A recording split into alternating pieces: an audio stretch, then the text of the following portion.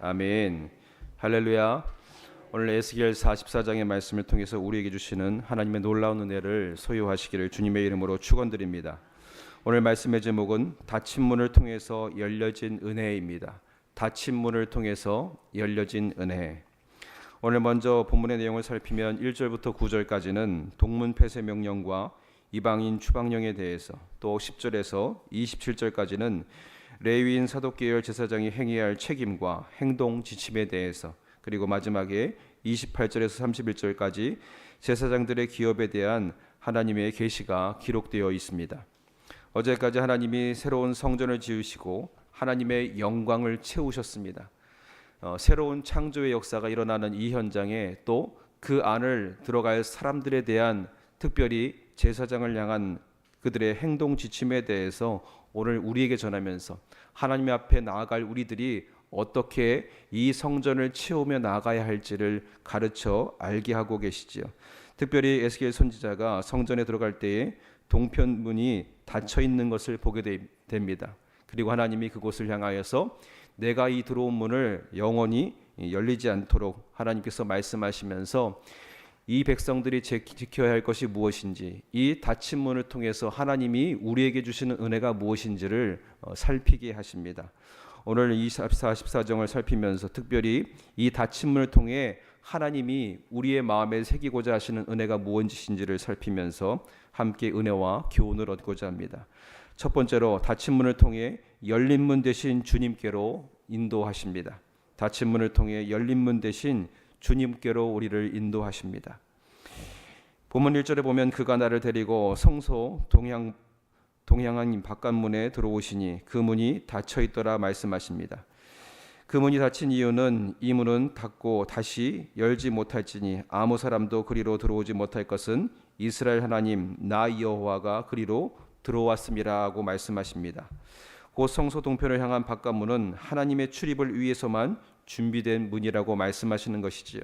그러므로 다른 문은 언제나 열고 닫을 수 있지만, 누구든지 예배자들이 왕래할 수 있지만 이 문만큼은 여호와께서 들어오신 이후에 굳게 닫아야 한다 말씀하십니다. 어제 주님께서 이 성전을 영원히 하나님의 영광으로 채우시겠다 선언하셨습니다. 마치 그 선언하신 하나님의 뜻이 여기에 담겨져 있습니다.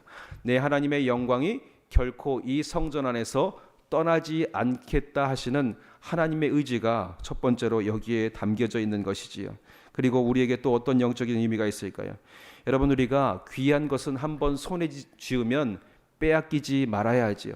우스갯소리로 에어컨만 틀어도 우리 어떻게 합니까? 문을 닫았고 시원한 냉기를 누리기 위해서 한 틈도 빠져나가지 않게 하기 위해서 문을 다 닫습니다.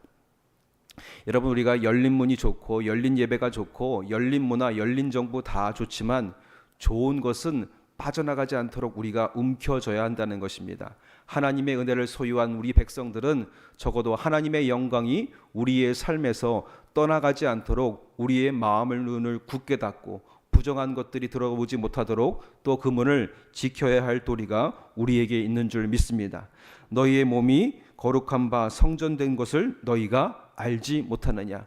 하나님의 몸된 성전을 지켜야 할 마땅한 도리가 우리에게 있어야 한다는 것이지요. 여러분, 하나님의 은혜의 영광이 귀합니다. 이 안에는 사단의 유혹도 틈타서는 안 되고, 그 부정한 사람들이 이 성전의 날에 들어와서 훼손되게 된 것처럼 하나님의 영광이 훼손되지 않도록 우리가 지켜야 합니다. 여러분, 오늘 이 닫힌 문은 또 그것을 통해서 우리에게 보여주시는 것은 하나님과 인간 사이에 존재하는 절대적인 갭을 우리에게 보여주고 계십니다. 그 성소, 지성소가 누구에게만 허락됩니까? 오직 제사장에게만 허락됩니다.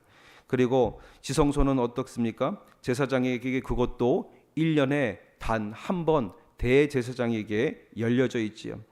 이것은 바로 하나님과 사람의 좁혀질 수 없는 죄로 인한 간극을 우리에게 나타내 보여주고 계십니다. 여러분, 이 간극을 누가 메워주십니까? 바로 우리 주 예수 그리스도이십니다. 마태복음 27장 51절에 보면 예수님의 영혼이 떠나가실 때에 성소 휘장이 위로부터 아래까지 찢겨져 둘이되고 땅이 진동하여 바위가 터졌더라 전합니다. 예수 그리스도를 구주로 믿고 보혈의 공로로 속죄함을 입은 무리 모두가 큰 은혜를 누렸는데 그 은혜가 무엇인가? 히브리서 10장 10절에 이렇게 전합니다. 예수 그리스도의 몸을 단번에 들이심으로 말미암아 우리가 거룩함을 얻었노라. 그래서 어떻게 되는가? 18절에 계속해서 말씀하시는데 이것들을 사하셨던즉 다시 죄를 위하여 제사 드릴 것이 없느니라. 그러므로 형제들아 우리가 예수의 피를 힘입어 성소에 들어갈 담력을 얻었나니 그 길은 우리를 위하여 휘장 가운데로 열어놓으신 새로운 살 길이요 휘장은 곧 그의 육체니라. 아멘. 성소에 지성소에 들어갈 수 없는 우리 연약한 죄로 막혀진 그 모든 길이 누구를 통해서 열려진다 말씀하십니까? 예수 그리스도의 보혈의 공로를 통해서 그 길이 열려졌음을 우리에게 선언하고 계시는 것이죠. 여러분, 닫힌 문을 통해서 오늘 우리의 시선을 예수 그리스도의 십자가의 보혈의 공로로 열려진 하나님의 은혜를 향한 그 성소를 향한 길을 오늘 우리에게 보여주고 계십니다. 언제나 우리와 함께 계시고 우리에게 길 되어 주신 임마누엘 예수 그리스도, 오늘 이 예배의 자리에서 그 은혜를 다시는 빼앗기지 않는 믿음의 결단으로 세상에 나아가서도 흔들리지 않는 저와 여러분들이 되시기를 주님의 이름으로 축원드립니다. 두 번째로 닫힌 문을 통해 왕같은 제사장의 은혜를 허락하십니다. 닫힌 문을 통해서 왕같은 제사장의 은혜를 하나님 허락해 주십니다. 이스라엘 왕도 다른 사람과 마찬가지로 성소 동향과 바깥문에 들어올 수 없었습니다. 그러나 본문 3절에 의하면 안기를 통해서 이문 현관에 이를 수 있었으며 제사장만의 특권인 여호와 앞에서 음식을 먹을 수 있는 특권이 이 왕에게도 주어지지요. 여러분, 이 왕이 하나님 앞에서 이 음식을 먹을 수 있다는 것은 무엇을 의미합니까? 왕도 하나님 앞에서 친밀한 교제를 누릴 수 있는 특권이 부어진 것이지요. 거기에 앉아서 나 여호와 앞에서 음식을 먹고 그 길로 나갈 것이라. 성소 동향과 바깥문 현관에서 제사장 외에 예외적으로 음식을 먹을 수 있는 특권이 이 왕과 제사장에 주어졌습니다. 이는 곧 하나님과의 영적인 교제의 특권, 곧 대화할 수 있고 나눌 수 있는 기쁨이 이 왕에게도 주어졌다라는 것이죠. 그래서 시편 84편의 시편의 기자가 이렇게 고백합니다. 주께 힘을 얻고 그 마음에 시온의 대로가 있는 자는 복이 있도다. 주의 궁정에서 한 날이 다른 곳에서의 첫날보다 나은즉 악인의 장막에서 사는 것보다 내 하나님의 성전 문지기로 있는 것이 좋사오니라고 고백합니다. 왜 그렇습니까? 그곳에서 하나님과 나눌 수 있는 은혜의 교제가 있기 때문에 이 왕도 그렇게 고백하는 것이지요. 그리고 베드로전서 2장 9절과 10절에 이렇게 선언합니다. 그러나 너희는 택하신 족속이요 왕같은 제사장들이요 거룩한 나라요 그의 소유가 된 백성이니 이는 너희를 어두운 데서 불러내어 그의 기이한 빛에 들어가게 하신 이의 아름다운 덕을 선포하게 하려 하심이라.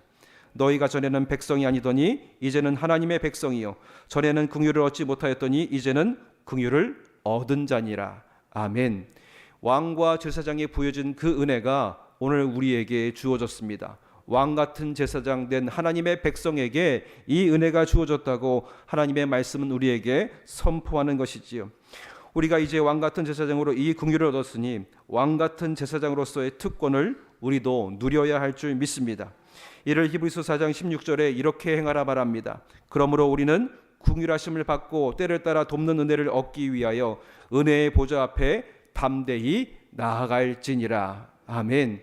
왕같은 제사장으로서의 특권을 누린 자의 모습이 무엇입니까? 담대히 하나님께 이 예배의 자리에 나오는 것이 우리에게 주어진 은혜이며 특권인 것을 다시 한번 새기고 있는 것이지요.